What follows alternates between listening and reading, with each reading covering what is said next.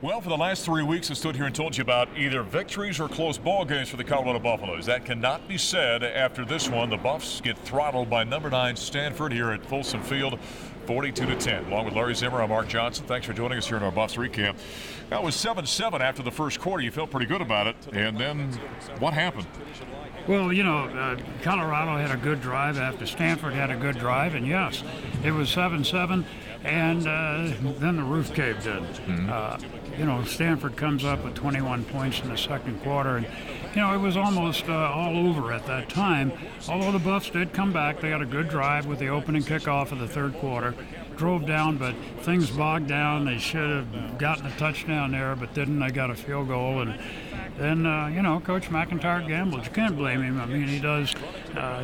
He's trying to win ball games, but the onside kick just didn't work, and from there on, it was just he forget it. What Zim's talking about, it was 28-10 at that point, so it's an 18-point game. Onside kick attempt recovered by Stanford, and then Bryce Love, one play later, 47 yards for a touchdown. And that's kind of where it got away from Colorado then as they rolled. We've talked about this before, I think, on the Buffs recap. This team has narrowed the gap in many respects, certainly from a skill position standpoint. They've still got work to do up front, however. I thought you put your finger on the problem before the game. You said you were going to watch the line of scrimmage. And the line of scrimmage for this game was really won by Stanford.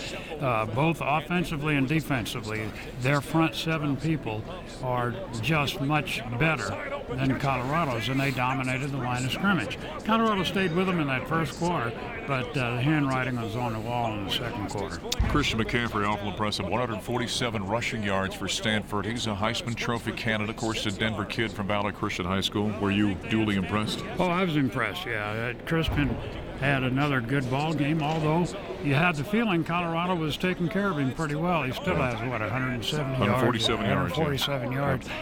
Plus he throws for a touchdown. He's just a very talented athlete, and I think he's very much in a Heisman picture. Depends on what they do, from here on out in some really key games for him. But he certainly is somebody that you're going to look at if you're voting in the Heisman, which I do. Which you are, yeah. So. By the way, they're the only undefeated team remaining, 7-0 now, Stanford Cardinal are in the Pac-12 conference play. Well, one final home game for the Buffaloes next Friday night. It's USC coming to town. I know this isn't USC of old. They've still got USC athletes. This will be a big game on Friday evening.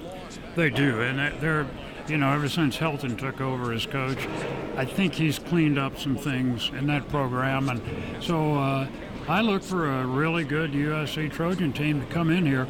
But, it's senior night, last game, home game for last game for the seniors at home. So I think Colorado will come out and play very well in that game against USC. Yeah, I would be surprised if they don't. Wear your black for that one. It's a late night game, a 7 o'clock game at Folsom Field. Zim and I will hit the air along with Coach Gary Barnett and Chad Brown at 5:05 on our flagship KOA News Radio and our network affiliates at 5:35. And then the Buffs and the USC Trojans at 7:05. Right here in Boulder. For Larry Zimmer and Mark Johnson, Colorado falls to number 9 Stanford, 42-10. The Buffs now 4-6 overall, 1-5 in Pac-12 conference play, and get set for the Trojans. Thanks for joining us on our Buffs recap here on 850KOA.com and CUBuffs.com.